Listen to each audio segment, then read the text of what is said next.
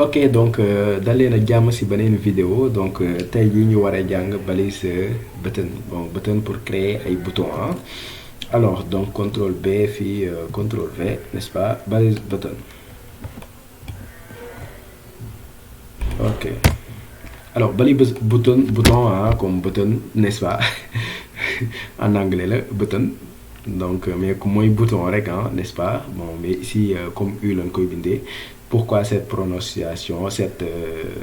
voilà donc on met button comme ça balise button n'est-ce pas donc fii nag def leen très attention n'est-ce pas 2T la en plus U la nga koy bindee quoi ak 2T donc boo defee button n'est-ce pas balise ouvrante balise fermante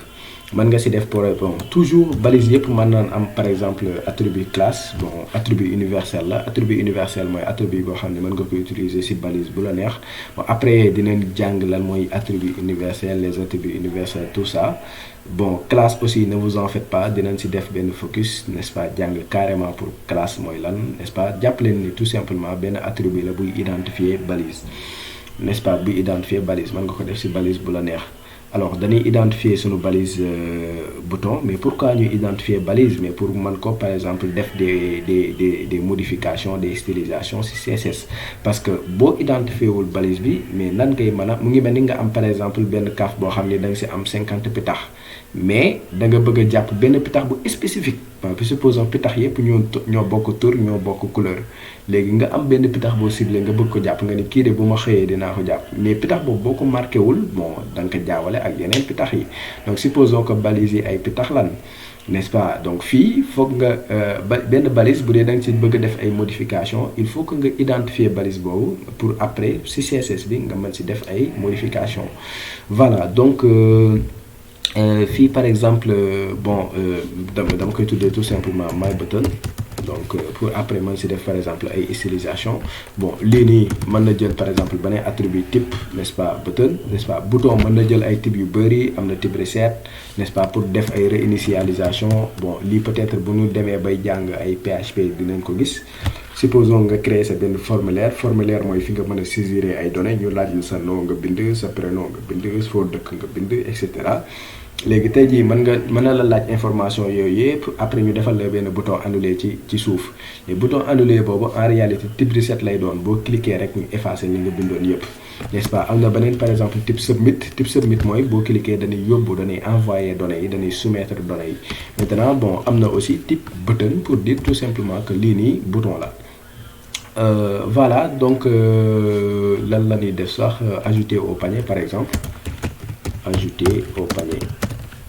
supposons que dañuy ndugg donc bouton donc par défaut bouton benn bouton bu standard lay doon y a rien de spécial yéen gis ni boo cliquer effet bi muy am ma zoomer tuuti donc boo cliquer yéen a ngi gis effet bi muy am boo cliquer am na foncé gris clair boo cliquer gris clair boo bàyyee gris bi foncé gris clair gris bi foncé donc par défaut noonu la bouton bi mel mais ñun ci CSS mën nañ def par exemple des stylisations yoo xam ni dañuy rendre bouton bi beaucoup plus clair beaucoup à utiliser et cetera donc stylisation bi donc lu ci gën mënoon nañ def fii directement bon style ñu def fi stylisation yu ñu bëgg mën nañ créer aussi fii bu ñu neexee directement balise style ñu def fi stylisation bi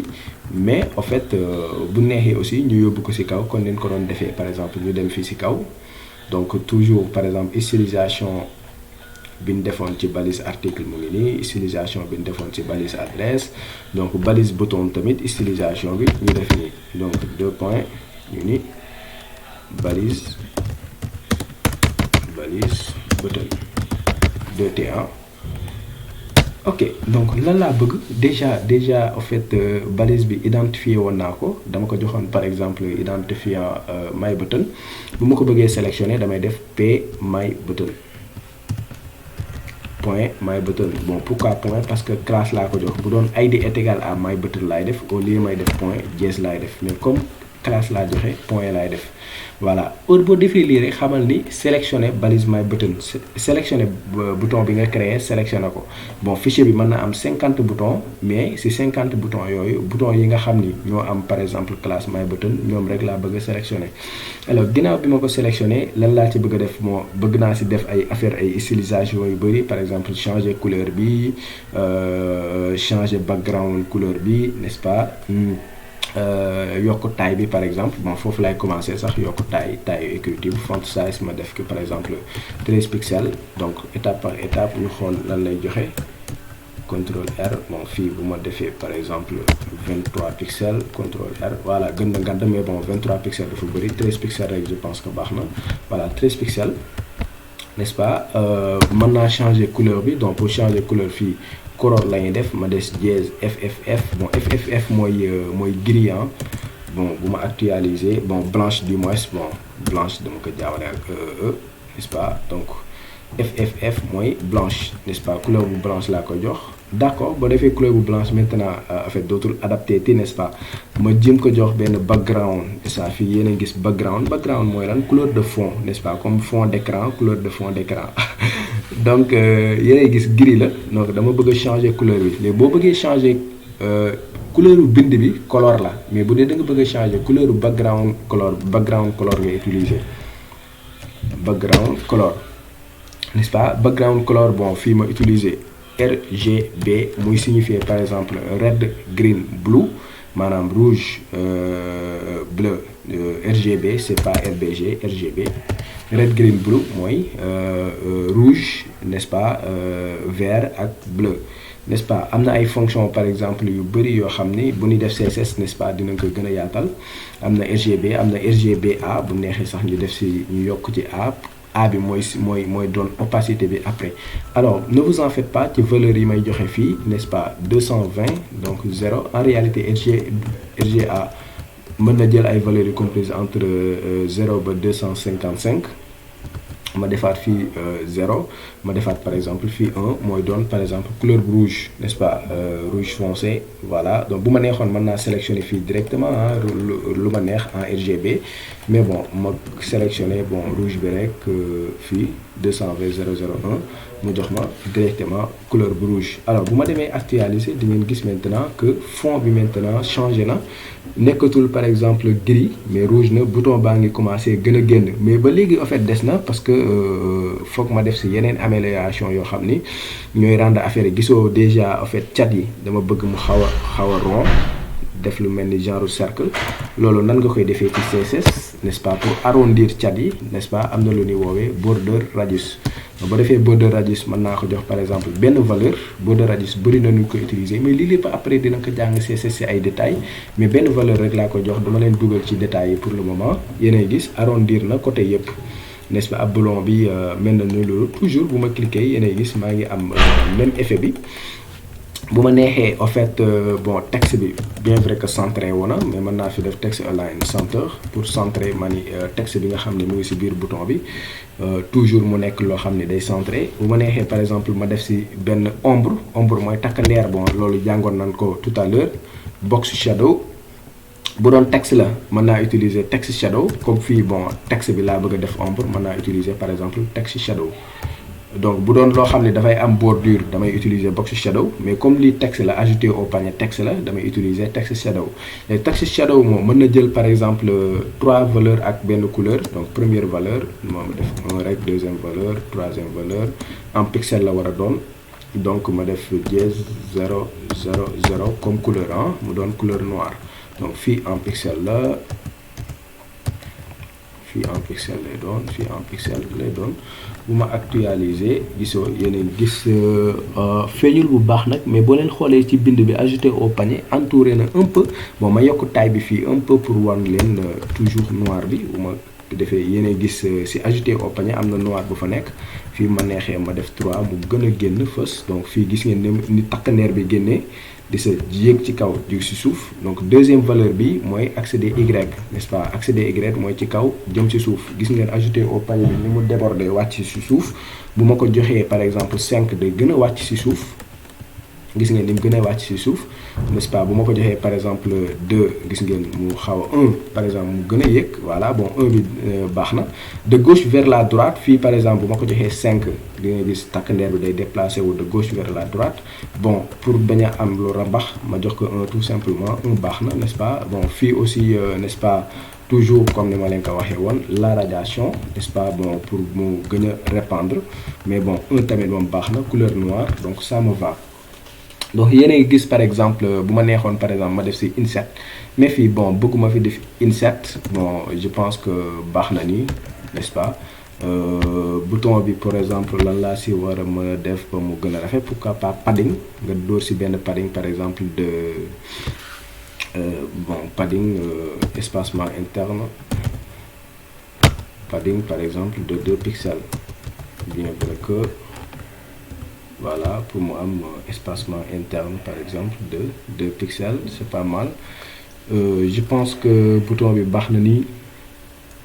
léegi mën naa def par exemple tey jii de telle sorte que gisoo bouton bi bu ma cliquer bon lépp a ngi jaar yoon mais mën naa def de telle sorte que bu ma tegee curseur bi rek par exemple ma changer couleur bi au lieu de couleur rouge ma def ci par exemple beneen couleur donc loolu noonu nan nga koy defee alors loolu dañuy utiliser lu ñuy wax les pseudo classes n'est-ce pas donc pseudo classes yi dinañ ko gën a yaatal bu ñuy def CSS alors fii damay sélectionner waat my button 2 point hover maanaam bu ñu tegee curseur bi 2 point hover loolu lay signifier bu ma tegee curseur bi ci bouton bi oui les accolades lan laa bëgg dama bëgg a changer background couleur bi lan laa koy def yellow tout simplement jaune donc xool leen li xew bu ma tegee curseur bi automatiquement bouton bi doon na en jaune bu ma teggee mu delluwaat rouge bu ma tegee mu doon curseur tell mu doon rouge curseur et cetera alors bon yellow bi xam naa ne adéquawul xaaral ma def orange donc orange bu ma tegee mu doon bon actualiser d'abord ma tegee mu doon orange ma tegee mu doon rouge teg orange teg rouge alors mën nga def par exemple même active active par exemple bouton 2 points active lu muy signifier mooy am moment bi nga xam ni moom laay cliquer damay bës taj teggeeguma voilà loolu lay signifier moment bi may cliquer lan ngay def changer le background color bi def ko par exemple ban couleur encore xam ma def contrôle espace mu suggérer ma ay couleur ma def ko bleu par exemple mën naa def fii te changer toujours couleur bi def ko par exemple pourquoi pas vert voilà léegi xool leen fii moment bi may cliquer donc da ngay gis affaire bi bon je pense my button active ma def ko par exemple yellow mu gën a génn bouton bi active voilà bon jaune bi mooy tax du xaw a génn bon pourquoi pas bloc voilà donc moment bi ngay cliquer n'est-ce pas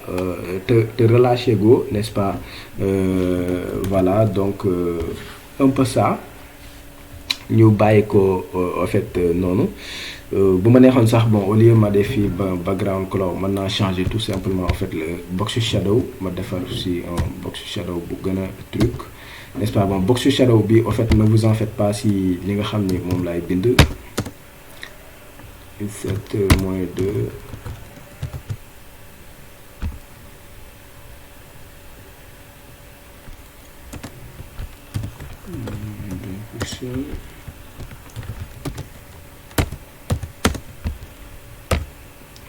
GB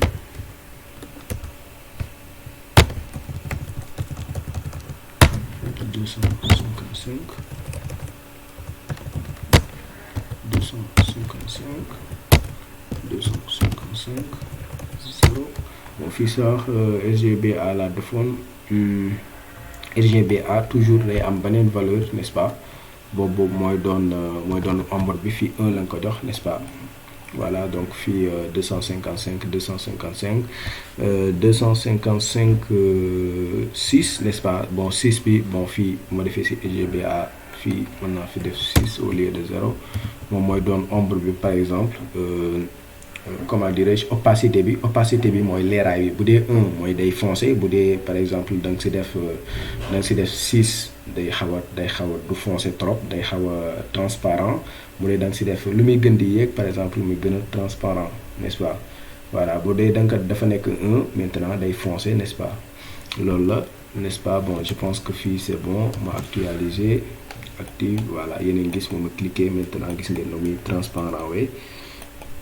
couleur bi day changer un peu ma cliquer gis ngeen nu muy transparent ou ma relâcher ma cliquer mu xaw a transparent tuuti ou ma relâcher voilà.